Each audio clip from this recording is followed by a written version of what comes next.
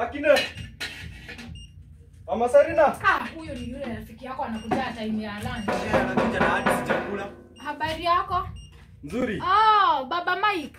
Mama Sarina ni aje? Niko poa. Nilikuwa natafuta huyu mzee. Kidogo anatoka hata amalize kuvaa nguo. Okay, sawa. Hata sikuwa na haraka, naweza mgoja tu hapa. Mgoje tu hapo, anakuja. Sawa. Hata avae nguo. Yeye anakuja tu wakati tunapika lunch. Pika chakula haraka hivi. Hii imekaa sana. Kama walikaliwa. Baba Mike, ngoja kidogo avae nguo. Ni sawa. Anakuja.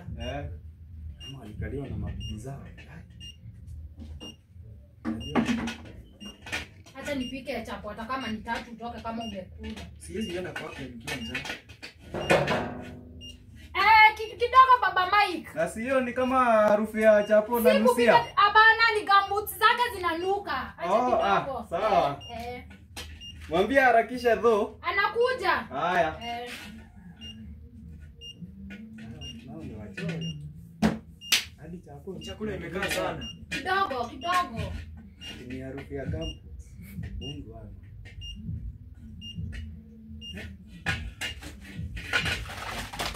Acha nikuwekee ukule kwanza.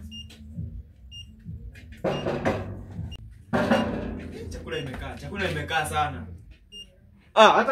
Hata nimeona tu niingie. Karibu. Wewe umalizi kuvaa jacket. Kwani mlikuwa mnapigana ama ni nini? Hapana.